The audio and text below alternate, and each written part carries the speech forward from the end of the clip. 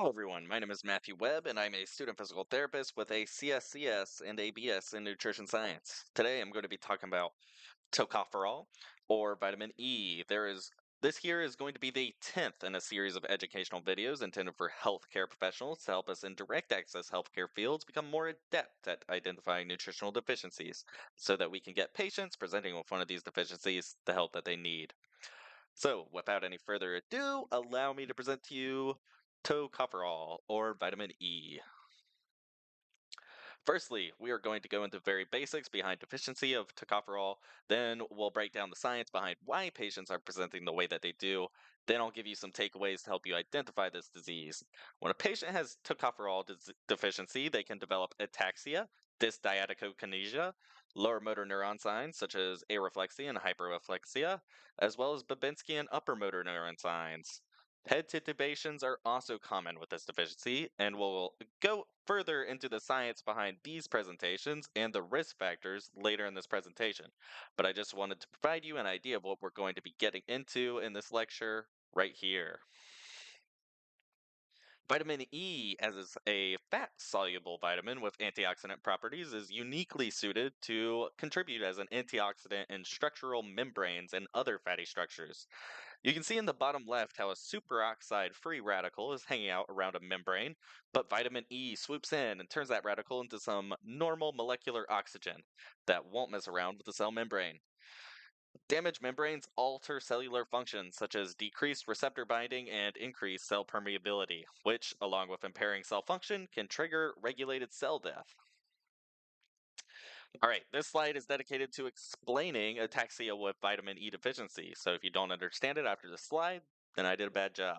So, ataxia with vitamin E deficiency, or AVED, is most commonly a condition presenting in pediatric patients ages 5 to 15 years old due to inheriting a mutated copy of the TTPA or tocopherol transfer protein alpha from each parent. There are around 2 dozen identified TTPA mutations associated with AVED, which inhibit vitamin E from doing its job in different ways. Different ethnicities are predisposed to different mutations. As a fat soluble antioxidant, vitamin E is required for preventing oxidative damage in fatty structures such as myelin and cell membranes. Note that neurons have very long cell membranes that need protection, and they have lots of myelin that also need protection. Neurodegeneration caused by a lack of vitamin E's neuroprotective effects can lead to ataxia, areflexia slash hyperreflexia, and lower motor neuron signs, dysdiadochokinesia, and Babinski and upper motor neuron signs. As far as the immune system goes, you have to realize that the role of immune cells is metabolically demanding and increases their risk of taking on oxidative damage. Thus, vitamin E is vital in maintaining membrane integrity. In macrophages, vitamin E inhibits the expression of the COX2 gene. Ultimately, this will decrease PGE2 production, PGE2 being associated with T cell dysfunction as it decreases T cell proliferation and inhibits IL-2, which is a signaling molecule which is important for preventing excessive autoimmune responses. For these reasons, vitamin E deficiency has been correlated with respiratory infections, increased susceptibility to allergic reactions, and exacerbations of excessive autoimmune reactions. Here are some risk factors you can look out for. Alcoholism impairs vitamin E absorption due to intestinal damage. Cystic fibrosis is another potential cause of vitamin E deficiency due to thick mucus blocking the lipases produced by the pancreas. This decreases fatty acid breakdown as well as lipid soluble vitamin absorption. Celiac disease is another risk factor because it causes intestinal damage and decreases absorption. As far as drugs go, orlistat, which is prescribed for weight loss, decreases fat absorption, which decreases lipid soluble vitamin absorption. Cholestyramine and other bile sequestrants lower cholesterol by decreasing bile reuptake in the intestines. This process decreases lipid soluble vitamins. Some subjective questions to ask would be about past medical history, and you should make note of cystic fibrosis and celiac disease. Ask them what medications they're taking. Make note of orlistat and cholestyramine and other bile sequestrants.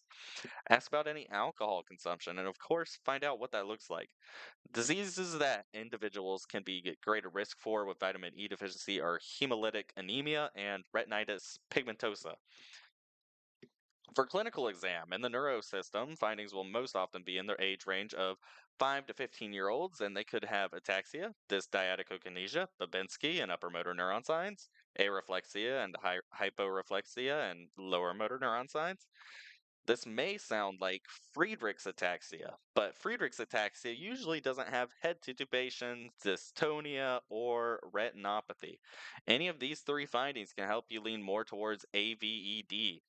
Friedreich's ataxia is also associated with more substantial muscle weakness than AVED.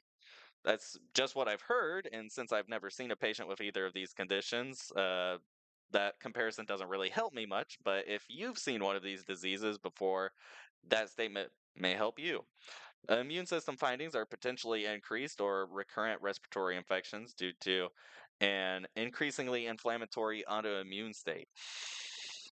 The main takeaways, as far as the what, why, and how behind the presentation, is that tocopherol deficiency can lead to ataxia, dysdiadochokinesia, areflexia, hyperreflexia, lower motor neuron signs, as well as Babinski and upper motor neuron signs.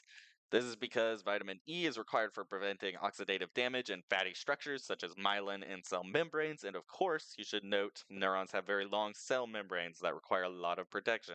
So, when that protection is lacking, you can get neurodegeneration. Tocopherol deficiency can also lead to recurrent respiratory infections and exacerbations of autoimmune reactions. This is mostly due to epigenetic effects of vitamin E inhibiting the expression of the COX2 gene, which decreases PGE2 production. PGE2 being associated with T cell dysfunction as it decreases T cell proliferation and inhibits IL-2, which is an important signaling molecule for preventing an excessive autoimmune response. And here are my resources. Thanks for watching. Note that I'm making these presentations during a pretty busy semester, so I'm liable to have made some mistakes. If so, let me know in the comments, and if your corrections check out, then I'll either add it to the video description or I'll pin your comment. If you learned something from this video and you want to learn more, continue on to the vitamin K video.